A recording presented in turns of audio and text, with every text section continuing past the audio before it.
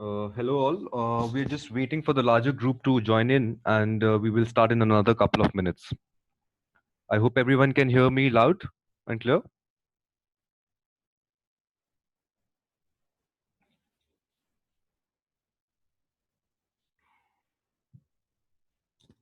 Great, great. Thank you.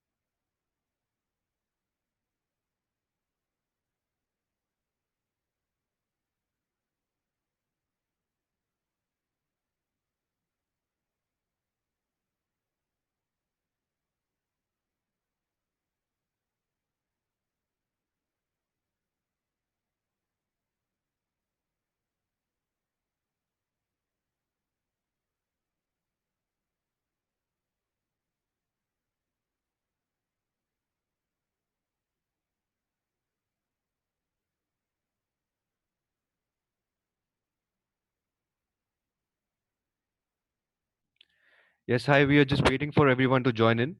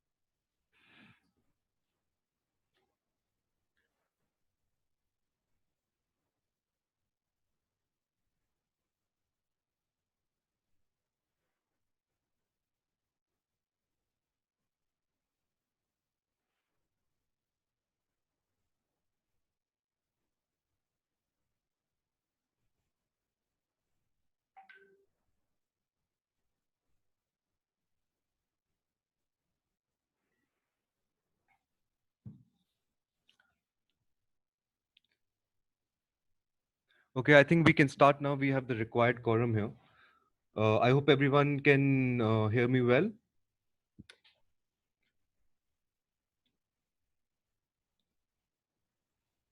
Okay, great, great. All right. Uh, and I think everyone can see my screen as well, right?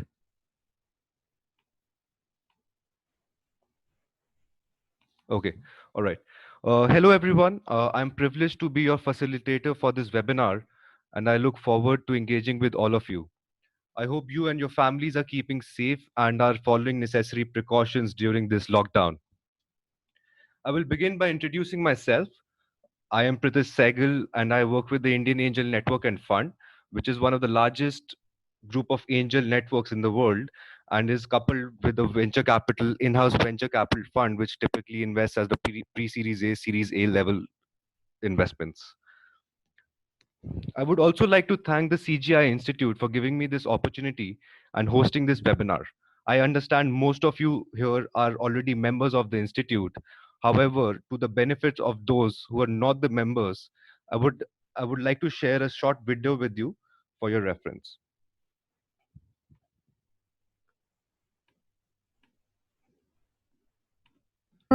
Looking for a globally recognized certification which will give you a career advantage? Then this is your opportunity to make that happen with the CGIA. The Chartered Global Investment Analyst is the world's largest and recognized professional body providing approved designation for the investment and financial services industry. With a network of over 10,000 members across Americas, Europe, Africa, Middle East, and Asia, and affiliations with over 300 institutions worldwide, the CGIA designation gives you the global edge. CGIA will help you to gain deep knowledge, demonstrated expertise, and credibility in the investment and financial services industry. With CGIA Charter designation, you will be recognized in over 100 countries worldwide and help you to distinguish yourself with knowledge, expertise, and a clear career advantage over industry peers. Join the world's leading professional body for the financial services industry today. Join the CGIA now. CGIA. Limitless possibilities. www.cgiaglobal.com.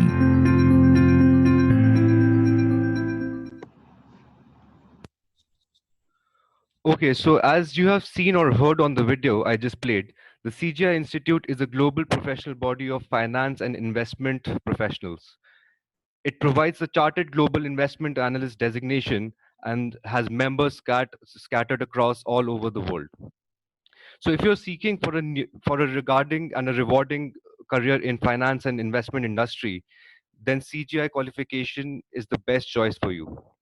I encourage you to visit the website www.cgiainstitute.org for more information. And there's a good news that the institution is offering free membership or enrollment.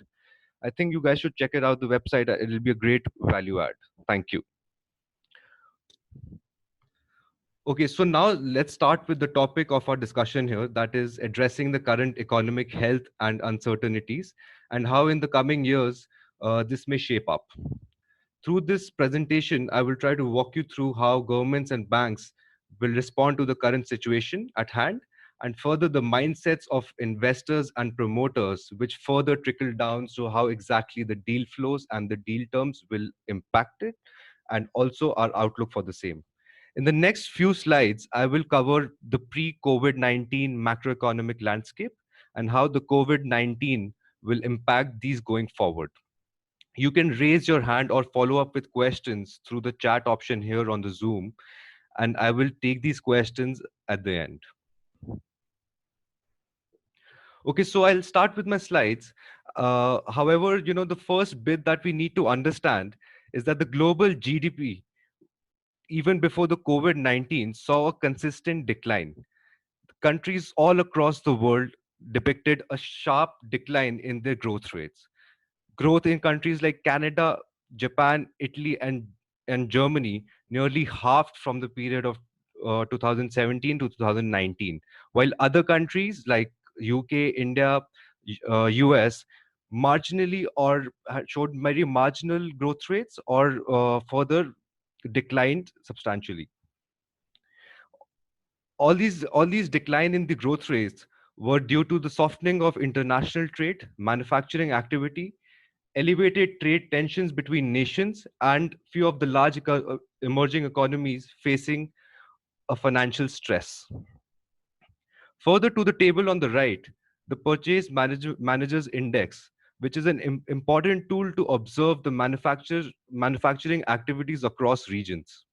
A PMI index below 50 indicates recession-like conditions, and it is important to know, it is important to observe that the countries all across the world were already at a borderline PMI index of 50 or 51.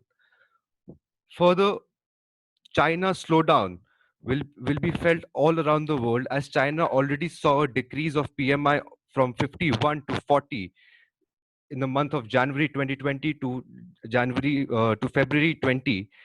Going forward, what is considered to be a manufacturing recession will actually turn into a service industry recession and an overall recession.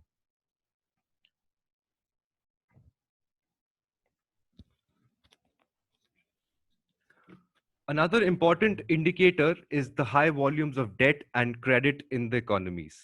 Talking about the private non-financial sector credit, which comprises of households and businesses, the credit in this sector range from as low as 60% in countries like India, going up to more than 200% in countries like Canada. On the other side of the aftermath of post-financial crisis, the emerging market US denominated debt more than doubled in many countries. For example, Hong Kong, Mexico, Singapore, Turkey, and Indonesia raised heavy amounts of USD denominated debt as a percentage to their GDP. Now, looking at China's debt grew enormously to USD $21 trillion in the last 10 years. And impact of the debt, I will just touch upon in a moment while we move towards the next slides.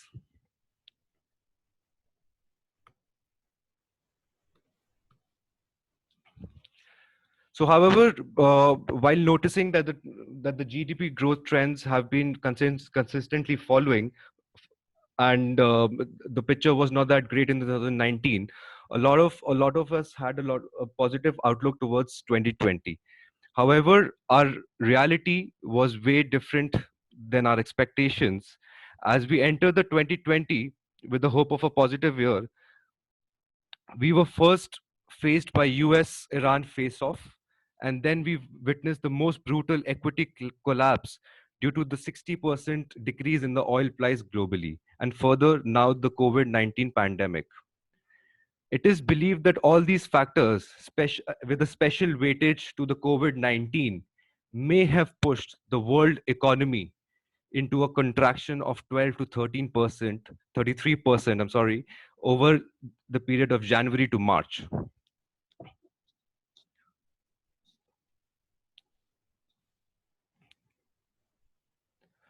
The novel coronavirus, or the COVID-19, has infected more than 1.9 million people worldwide and has impacted in a heavy capital deterioration.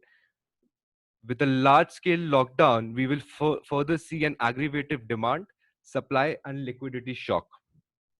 Now, talking about the impact on consumption, it is historically believed that in times of an outbreak of a new disease, consumers engage in a risk aversion behavior. The impact of social distancing policies on an economy will be high due to lower consumption, weaker business investments, as the firms will now engage in a conservative behavior, and lower inventory accumulation arising out of a combined supply shock and a weakened demand. For example, on the graph on the left, you'll see that the US economy is already forecasting a U or a V-shaped recovery pattern through the situation. In the quarter one, we will see a negative trend on exports, business activity, and consumption activity. This will be followed by an increased government spending in the quarter two of 2020 to inject liquidity in the markets, resulting in a slow but yet some improvement of exports in quarter 3 and quarter 4, while other contributing factors to the economy still will stay negative, thus creating a V or a U demand curve or a recession curve. Now, talking about the impact of the COVID-19 on the financial market, we, with the increased number of deaths and cases of the COVID-19, the markets have seen massive gyrations across instruments ranging from credit treasuries, public equities, credit, and debt markets. Starting with the public markets, a strong and direct correlation was observed on the impact of economic certainties with the public market valuations. Now, talking about high yield bonds, outflows from high grade, high investment, and municipal bonds have been significant. Since the lockdown, since the lockdowns and the number of cases and deaths are rising, we have seen the spreads of corporate bonds have widened by 7 to 10% above the treasury rates. Additionally, the treasury market strain is also being seen in the ways that we did not see during the 2008 financial crisis. Further talking about the leverage loan market, we have seen a complete shutdown where the leverage loan volume went down by 99% in the span of last 30 days. I will request everyone to hold their questions for the end of the session. Okay, I'll try to make the sound stable. I think the sound is not stable.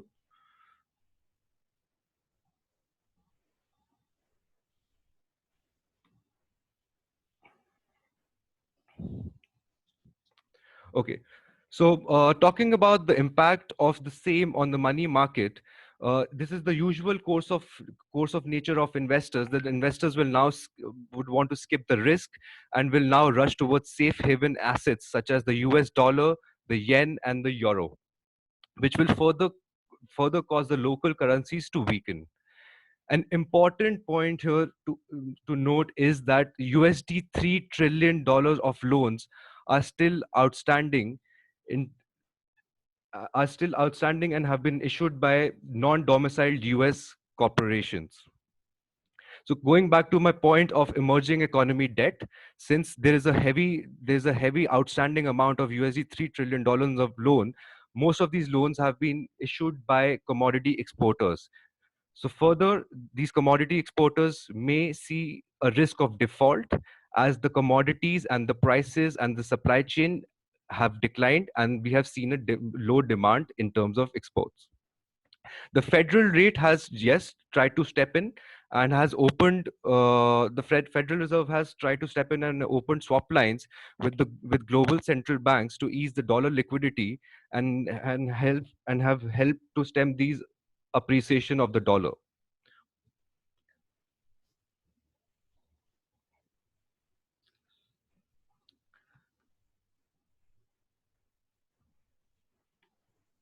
Now talking about the takeaways. So yes, the government has stepped in. The government cavalry has arrived and has tried to inject liquidity by extending credit terms and relief programs, the impact of which that we have seen is already there on the Dow Jones Industrial Average, and the S&P 500 and Nasdaq showed a slight improvement when the Federal Reserve announced about a $3 trillion loan to the households and businesses. However, what we believe or what the outlook is that the government's efforts may not be enough to offset the large capital and economic deteriorations.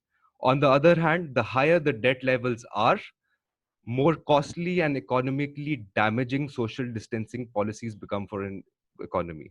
Going forward, the way we can see or gauge the liquidity in the market would be through leverage loans and high yield debts. We also expect that the government's stimuli package or liquidity injections will provide improvement, but still we are seeing a U-shaped recession going forward. I've given a lot of data and I've tried to show the actual pictures, but there's a silver lining where a lot of countries have come together to kind of address the population.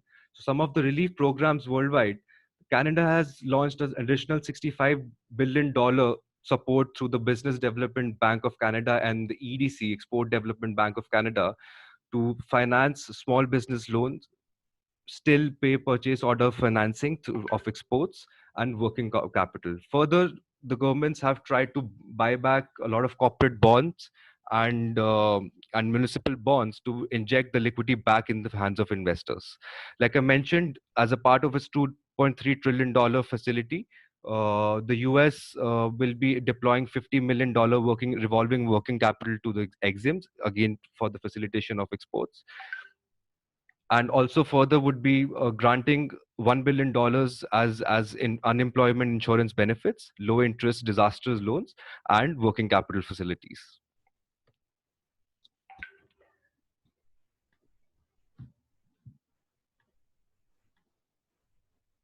Okay. I think I would like to address one question which was asked on the before going forward, that what is the impact on the energy bond spreads going forward. So if we see uh, the 11 to 12% of the high yield bonds go towards the energy sector. However, most of these energy sector bonds are not due until next year.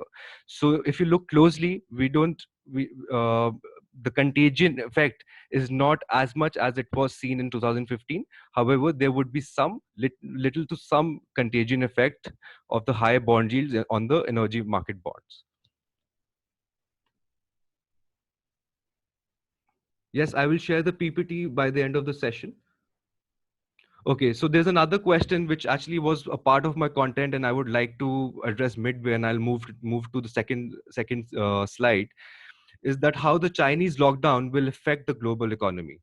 Okay, so it is very important to understand here is that the Chinese government or China contributes 60%, 16% to the global GDP. This was 4% at the time of SARS lockdown or the breakdown. So the impact will definitely be seen. Supply chains will definitely be stressed as China sits in the middle of the global supply chain. Manufacturing will, yes, further be impacted. And going forward, since China will now further pump in a lot of debt, and most of which would be US denominated in its economy as a part of its revival, this may further weaken the situation of Chinese economy. On that note, I would move to the next section.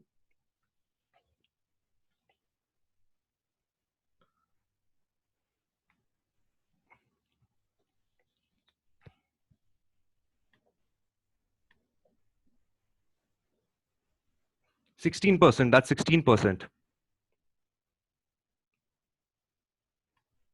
To answer Peter Ojeman, 16%.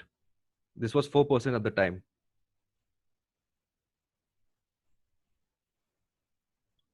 Yep.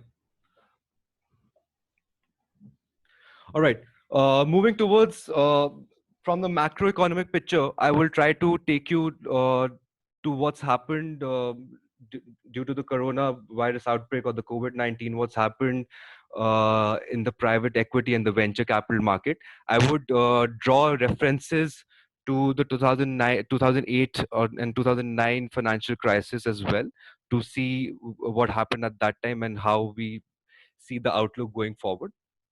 All right.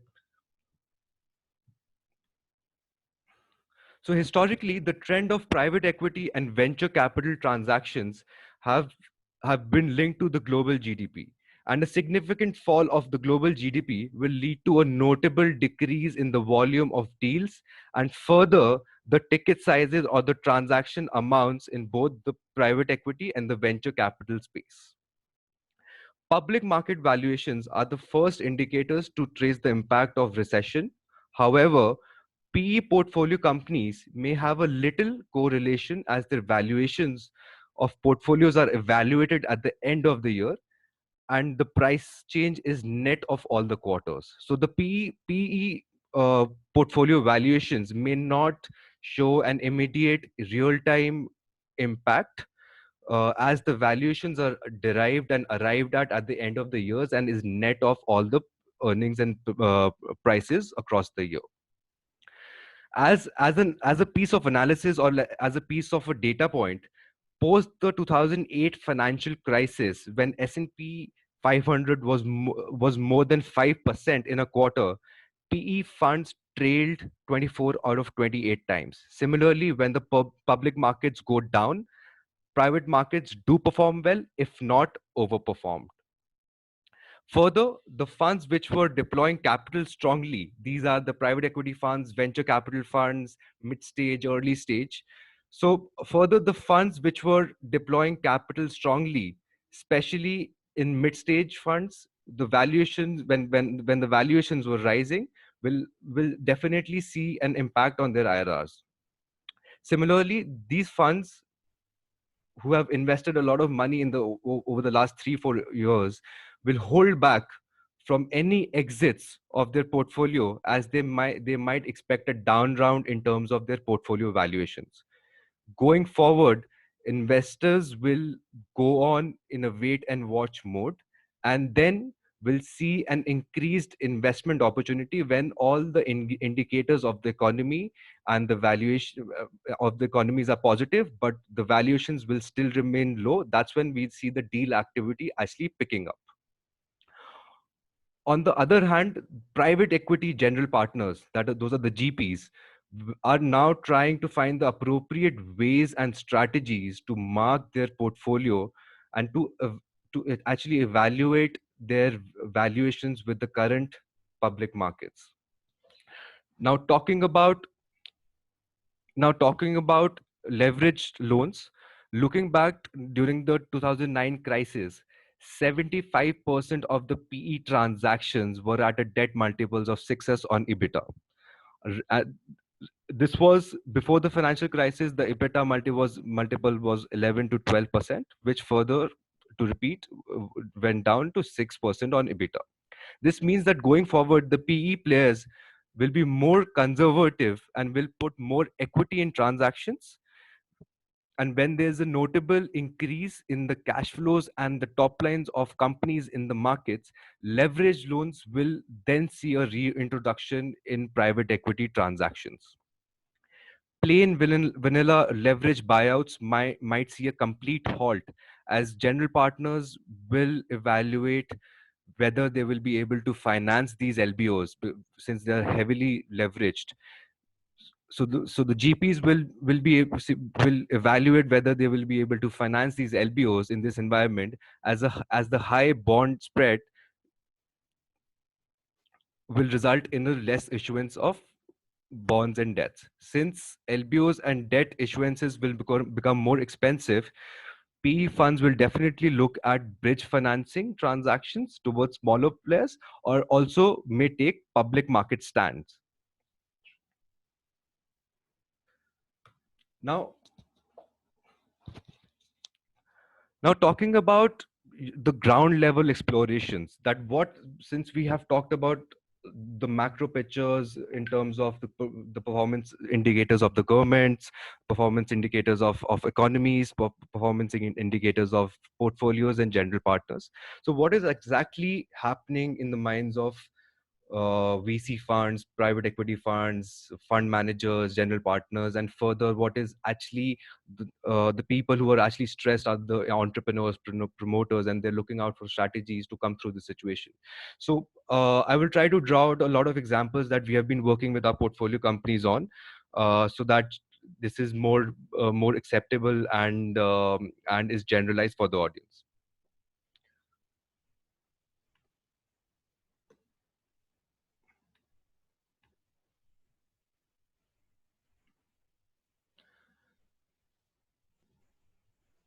Okay, Suhan Khan, I will address to your question in a bit in this section.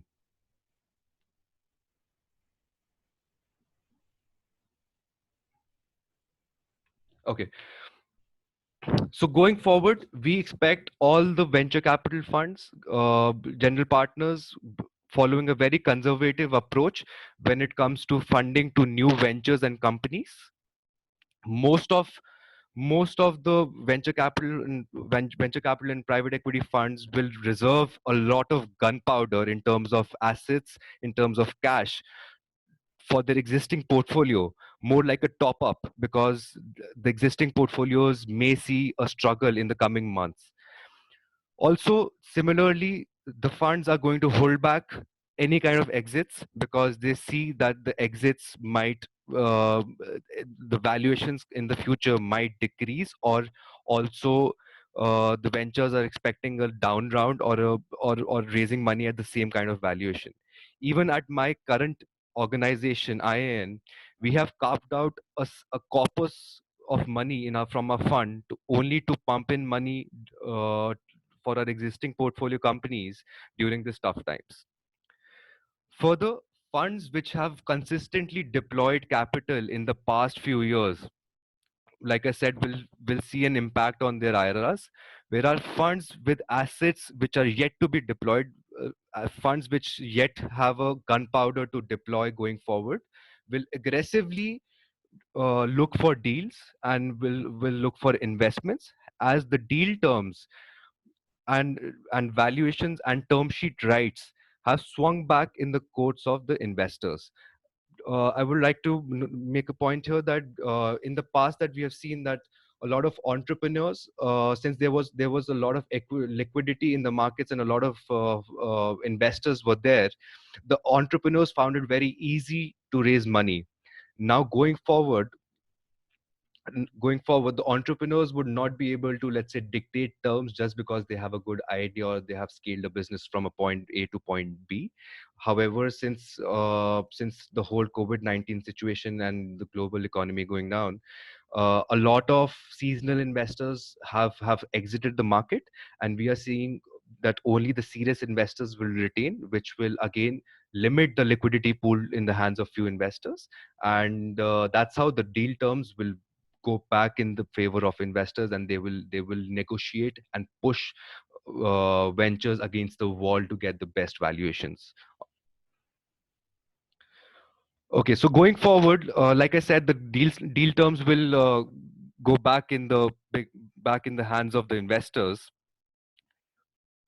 I see a lot of reintroduction of liquidity term clauses in term sheets will be pushed by investors, where the mandate will typically say that the companies are expected to keep a reserve of at least 3 to 4 months of operations, of course depending upon companies respective scale and size, so that if there's another situation, that reserve kind of comes in handy.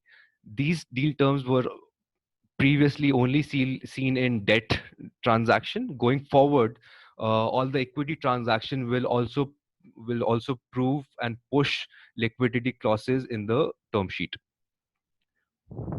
Further, we see that the investor sentiment and the board sentiment of a venture or a company will now change from a growth at all cost sentiment to a reasonable growth with the path to profitability.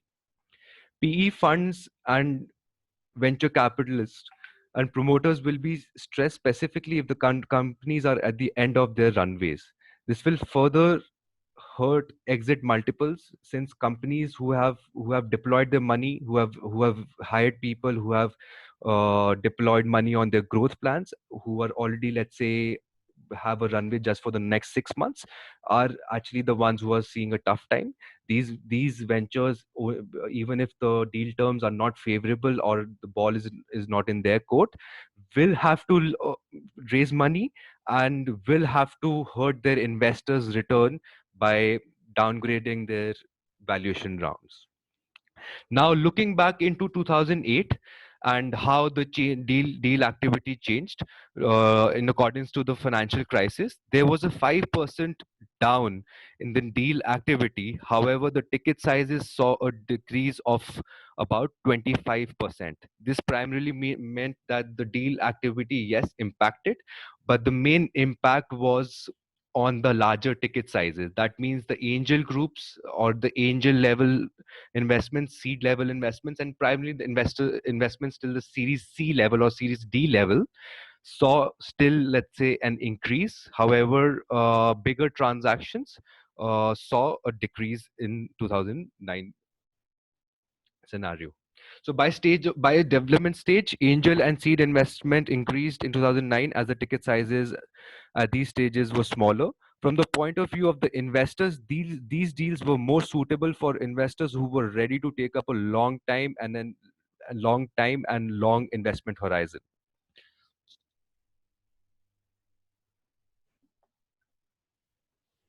Now, talking about what's happening in the minds of promoters and entrepreneurs, we have.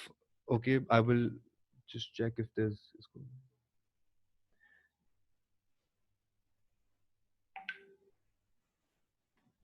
Okay, so now I will walk through what is exactly happening in the mindsets of the promoters. These are primarily startup founders, entrepreneurs, promoters. This is derived from a lot of interactions that I have had recently with our existing portfolio companies, or during the stage when I have been evaluating companies. Recently, in the last, let's say, 1 month, I have seen a greater influx in terms of deals which have come to me and are trying to raise money. So I will try to walk you through that what's happening in the market from that perspective. Also, um, what we are suggesting to our existing portfolio companies.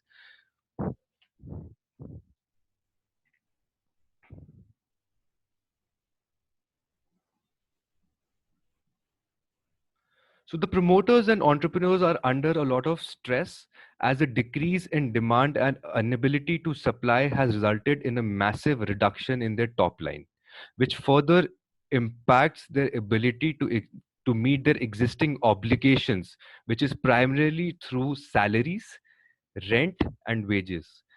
As a lockdown on the top line, it makes it difficult for the companies to meet their debt obligations, which trickle downs on an as an impact on on their cash flows, making income gains almost impossible, and like I said, potentially hurt the next funding round. Because when the next funding round comes in, and the way the companies are evaluated, it's based on their past financials.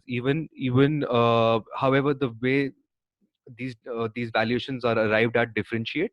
Let's say a younger company may use milestones for the next 12 months and a multiple on that to arrive at a valuation. However, a more mature company may use a DCF or a mix of a multiple and a DCF to arrive at a valuation. So both cases, past performance will be a, will is an important factor to decide valuation and raise money.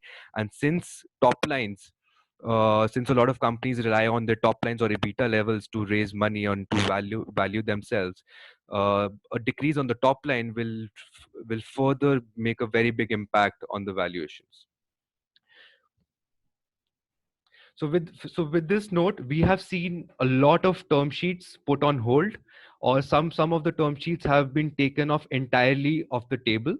Uh, so even at an existing organization, at my organization, what we have done is we have tried to fast track deals or ventures which are addressing a certain kind of problem. Let's say something related to health or something related to education technology, because that is sometimes kind of a need of the hour. So we are trying to fast track that. However, we have put deals which are, let's say, in FMCG, in consumer space, we have put them on hold, or further renegotiating terms with them, because that's not the priority right now. That's not where the demand is going to be. So because of the measures of the industry, where it's kind of waiting and watching, and is putting off term sheets off the table, a lot of promoters may switch to other financing instruments. These includes convertibles, which has seen a prominent increase at the angel and the seed level in the past few years, will further see an increase due to this situation. Further, venture debt with the valuation attached to the next rounds, is going to see an increase going forward and is going to be a preferred tool in terms of the promoters, because nobody would want a down round or a valuation decrease going forward. Ventures will indulge in recalculation of milestones with a conservative approach. Ventures will now concentrate more towards achieving the right kind of market fit, uh, maybe product improvement, and further retaining their clients. No one will concentrate on acquiring more clients. Everyone is going to retain their existing client base, by conversing with them. That's what we are advising everyone, that ventures call their existing B2B clients, existing B2C clients, daily basis, weekly basis, to remind them that once everything goes back to normal, the ventures are going to be there and they are going to serve the customers. So everyone is going to have a very conservative approach, and all, let's say, high growth startups, when they show 100% year-on-year jump on their revenues, everyone is going to recalibrate their numbers. They're going to recalibrate to a way shorter growth growth percentage, maybe in the range of, let's say, 50 to 70, and come up with fresh numbers. So now promoters will focus on extending runways, like I said, depending upon the stage and scale, as a result of which the industry will see a number of layoffs. There will be an increased shift of more asset. There will be an increased shift towards more asset-light business models, whereas existingly heavy preference is given to a balance sheet heavy model. Further, the variable cost models are going to come up. Even the investors are suggesting this to the companies, that they defer their employee appraisals, bonuses, and hirings. They speak to their employees, try to lay off some of the seasonal employments, and in order to preserve runways, and also further make the business model more asset light and more variable cost focused. One thing I see coming. Okay, one aspect that I see coming, a lot of corporations, private equity funds, and even venture backed by venture capital funds will do is they will indulge in selling of a non-core business to raise immediate cash. Some a part, or a subsidiary which is not as a part of the vision, a long-term vision of these companies, the companies may further try to sell them off and to raise more liquid cash.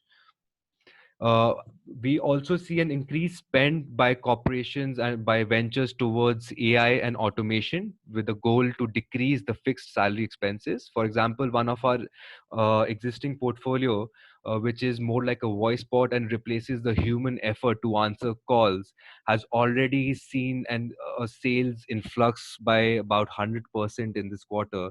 This is primarily to the reason that once the lockdown is lifted, or let's say once everything goes back to normal, the companies go less on their, let's say, headcounts, and start relying on technology and leveraging technology to further, number one, acquire more clients, manage their leads of clients, and maybe automate a lot of business processes which are day to day. Talking about the business models, there will be a heavy preference on B2B and SaaS business models, as companies then can close larger ticket sizes and account sizes through a limited number of clients. Like I said, asset light and leasing models will come into play, with the high focus on inventory management. uh, B2C businesses will see a decreased demand. This is primarily through the reason that going forward, a lot of individuals are going to see a decrease in the disposable income. So once all your bonuses kind of go ahead, are pushed ahead, or let's say your salary hikes are kind of cancelled, uh, people may do a discretionary spend, and they will rather like to prefer spending towards essentials rather than non-essentials B2C products. Now, talking about the sectors or who are the top gainers, breaking into the clear beneficiaries, sectors like health tech, biotech, diagnosis, education tech, ventures supporting the supply chains will see an increased investments. There will be investments made to improve the structural infrastructures in terms of disease diagnosis, telemedicines, further digital online portals will get an immediate focus, as ventures will now would want to expand their digital presence. And I see that there's a long-term potential opportunity, probably a unicorn or a unicorn behind all this new semantics coming into play. Now with the work from home scenario and social distancing coming in, coupled with the risk aversion behavior of consumers, delivery startups, ventures who are assisting in supply chains and e-commerce will further rise. But it is still not clear how it's going to shape up post the lockdowns and post the demand shocks and the liquidity shocks and the supply chain shocks are kind of lifted, and which is 1.5 years from now. Again, would like to slip in an example. Uh, a, um, a lot of portfolio companies and a lot of companies in e-commerce, which were earlier providing FMCG or let's say products, which were related to electronics, have now moved towards essentials like staples and everything, because in tier 2, tier 3 rural places, rural villages, there's a heavy stress on supply chain. So one of our portfolio companies, which earlier provided, let's say, electronics and washing machines and your air conditioners to the tier 2 and tier 3 towns, have now started providing staples to them. This is primarily to because the existing supply chain of staples and essentials was not robust enough to handle something like this. And more and more ventures are trying to tap into this economy and make a short term but a sustainable um, s- business out of it. Investments. Investments in sectors like shared mobility, autonomous vehicles, electric vehicles might move to the next year, but I don't see any long-term effect in terms of a good opportunity getting hampered. So the good opportunities would be there. However, the preference of the investors will kind of move towards the next year. Some of the investors have already completely changed their investment strategy. They have split their vision into two sub visions. One is the short term, where they're trying to encash a quick opportunity due to the lockdowns, and other is the long term vision, where the investors are going with the scenario that what if it's just a short term blip, and are sticking to this scenario, the investment strategies and thesis for the next 5 to 7 years, which was as earlier. Now, I would like to validate some of my, let's say, statements that I've made in terms of in terms of the sectors which have increased, have seen an immediate increase in interest. So, since people are working from home, and there will be a lot of interest of investors in media content, podcast, gaming. Similarly, Scopely, which is a gaming venture, has raised about $4 million dollars just now, and has reported a $1.7 billion valuation.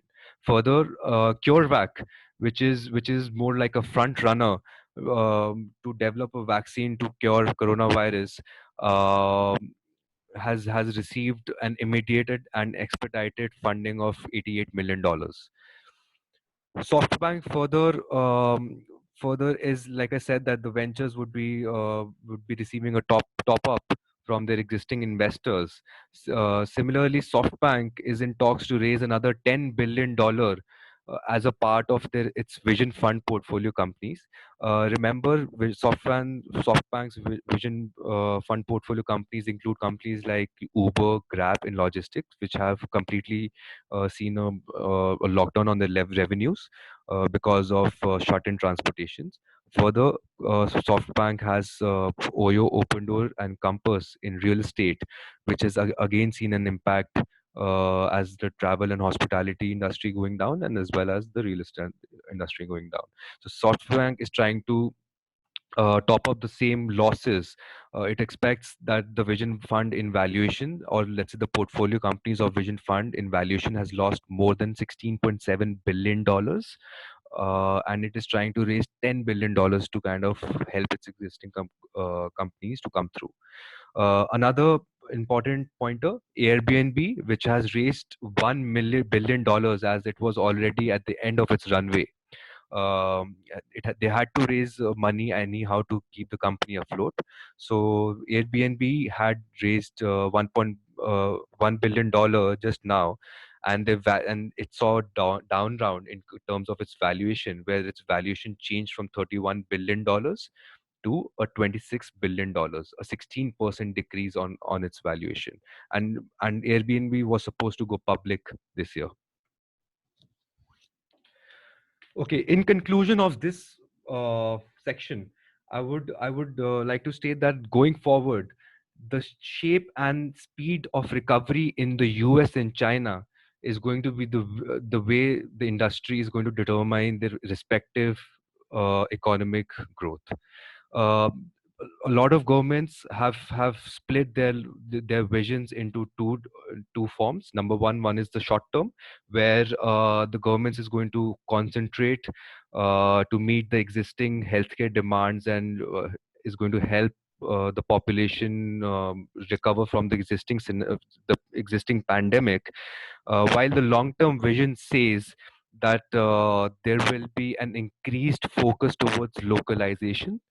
This is localization in terms of manufacturing of goods, procurement of services. Since the travel is going to see another see a hit going forward as well, there will be a heavy digital push by the companies and the ventures. Cash is the king is something that I've been hearing recently, and is being emphasized by all kind of investors. They're pushing their portfolio companies to retain cash, whether it's done through layoffs of employees, whether it's done through renegotiating of their existing rent leases. A lot of ventures have been advised, who are, let's say, into retail outlets, or let's say into brick and mortar stores. They have been advised to renegotiate their rent deeds, their rent leases. They've further, let's say, in dire conditions, have been told not to pay rent for the next 2 through 3 months. And the landlords will, yes, understand why, because the buyers, if they leave, then there's no buyer to replace for the same property. So cash is the king is something which everyone is pressing hard upon. Uh, there's going to be a move from fixed cost models to variable cost models. We will see an increased role of gig economy. Gig economy is primarily, let's say, your Uber drivers who are not on the payroll of the company, but provide the services and as exchange of a certain percentage of the ticket size. However, going forward, the companies are going to stress test themselves periodically to kind of come through this situation if it happens again. Also, there will be a heavy emphasis on building agility and supply chain. I'm open for questions.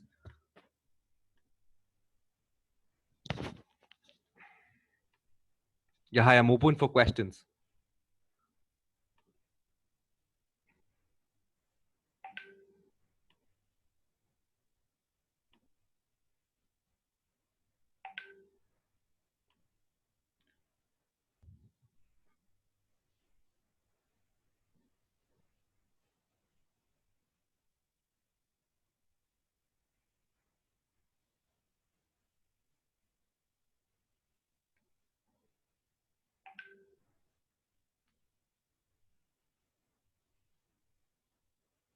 So when I say the investors are going to push minimum liquidity on term sheets, so this is primarily going to happen through keeping an account which will have, let's say, operational expenses for the next 4 months.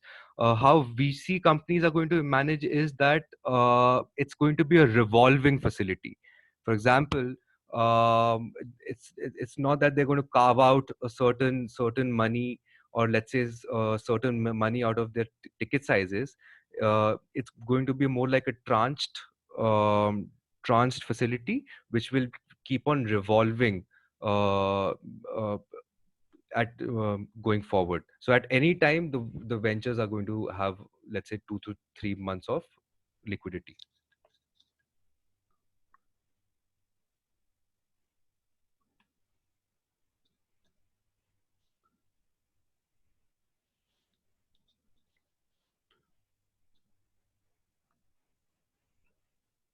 So if one, Richard has a question. If one wants to start up a company, if so, the promoter primarily is going to think, number one, let's say the promoter would need a good team in place. Number two is trying to see what kind of need the venture is going to solve, whether it's really a need that they're solving, or it's just a nice to have that they're solving in the market. If it's a nice to have, then I don't think so. It's something which will disrupt the space. So it really depends that what kind of need that you're solving in the market, and what is the product fit. Third would be that what would be the entry barrier for any startup to kind of come, and the factors that a promoter will consider.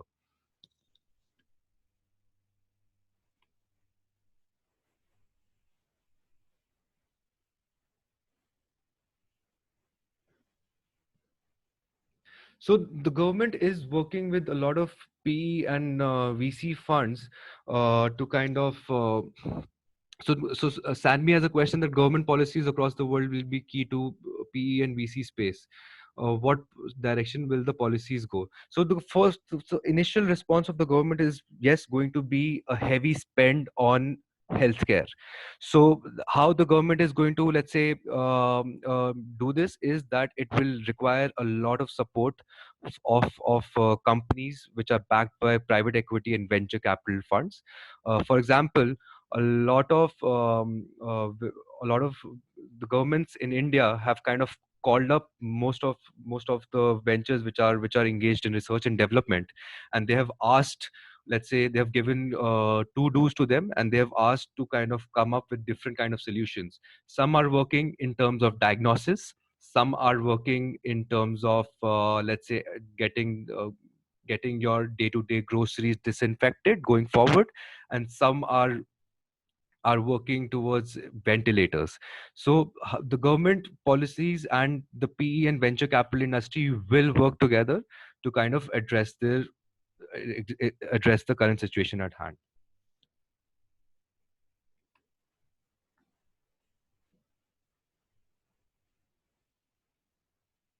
So yes, to answer Ari Kibe's question, that's what I said. Since there will be a lot of money coming into the market, and heavy, there will be a heavy reliance on debt going forward for businesses and individuals. It will further deepen the problem, and it will create a more economically damaging scenario going forward.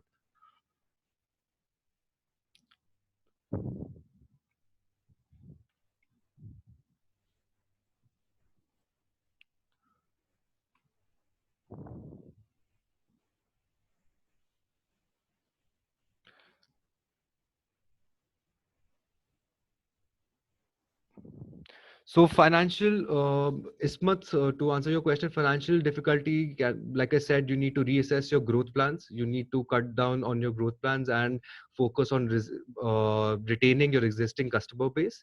It is not about growth right now. So yes, going forward, the way financial difficulty during COVID-19 is going to come with a lot of internal decision making, and also with an assumption that the fundings will not come in, might not come in the future. So how do you work with the existing cash flow that you have in hand? Okay, so Vijay has a question that how do we feel the possibility of increase in joint ventures with India and international companies? Um, I think, like I said, Vijay, so it'll be a localization effect which is going to happen. Even let's say in India, what is happening is that since there's a supply chain lockdown, we don't have ventilators. So a lot of ventures in India, or let's say research centers are in India, have gotten themselves into this. They have created a ventilator which is, let's say, costs about 50,000 rupees, which is about $1,000. um, Whereas a real hospital scale ventilator would be somewhere around $10,000. So joint ventures going forward, I don't think are going to see an increased trend. It's going to be a local play, a localized economic play, if you're asking in terms of the Indian perspective.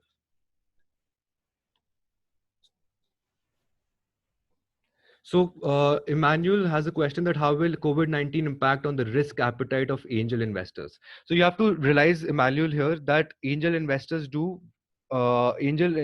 are one of the most riskiest investors. So, angel, since early stage investing is high risk and high returns, the investors in this space come with the mindset that out of 10 investments that they make, seven of them are going to go bust and is going to make a loss. However, the remaining three will not only give them a good exit, but will also cover the losses. So so uh, in terms of sentiment, angel investors do have a high risk sentiment. Going forward, I don't see a much change in terms of, let's say, I don't see much change in experienced angel investors. Yes, the seasonal ones will flush out of the market, but the serious angel investors will still be there. They will be still making deals, and they will rather make now quality deals, because they can now pick and choose which one to invest in and which one not to.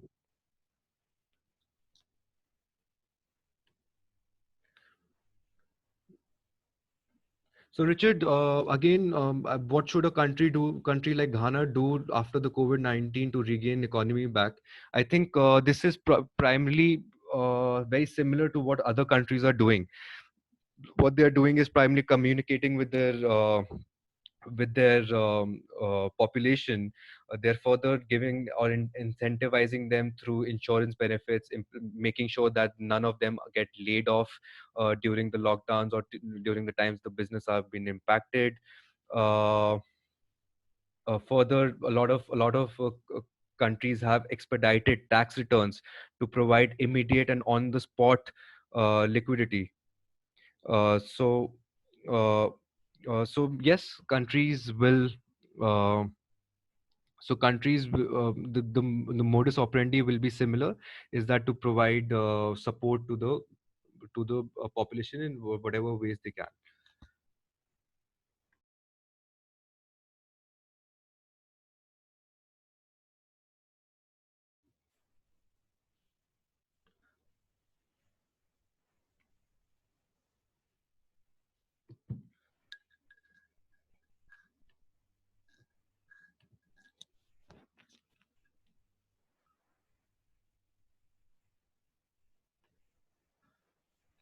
Uh, Vinan, I do understand your question very well and closely. So Vinan's question is, my investor pulled out citing the potential of no returns in next 12 months due to the COVID-19. Further, he refused to invest and wants his money back. So, Vinan, what we are seeing is that everyone is trying to be very conservative and is trying to only look out for themselves, right? Because going forward, no one knows what further impact on the liquidity it's going to create. So yes, ethically it is not justified, but however, it's dire times and dire measures are going to come in. So like I said, a lot of term sheets, a lot of, let's say, institutional venture capital funds who are known to follow their word and stick to their word have gone down to the measure of taking the term sheets off.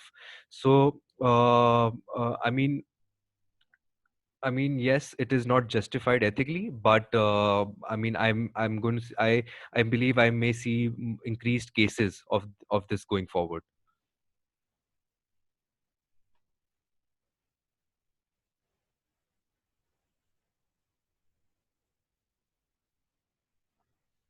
So, Sanmi, it's a good question that the risk of top lines of these ventures, do you see governments willing to provide some kind of guarantees or comforts to PE and venture capital to motivate more deals? So, number one, we have to see that the risk profiles of private equities and the venture capital, or let's say the diversification of these two players have increased with the increase in time.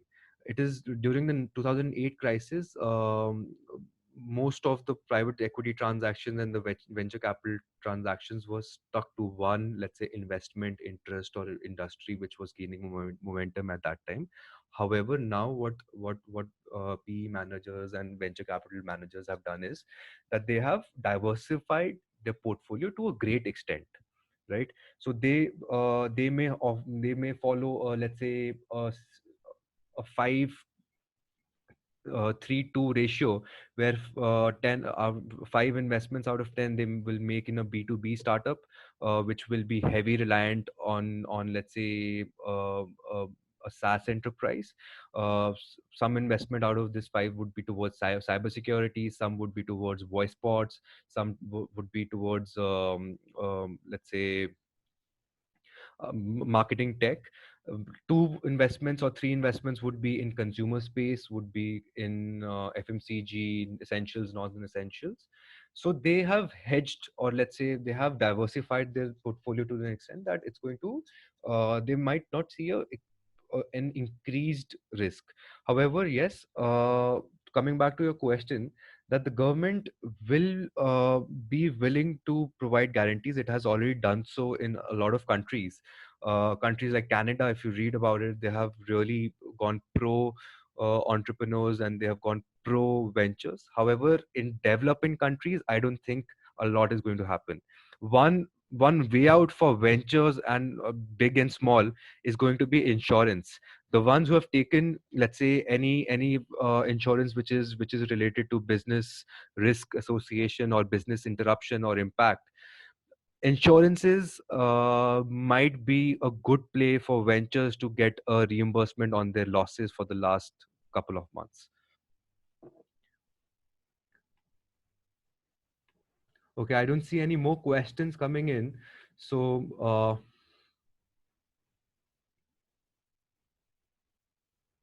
okay, so I don't see any more questions coming in. So, I would, okay, four participants have raised hands. So, any questions coming in, or before I conclude?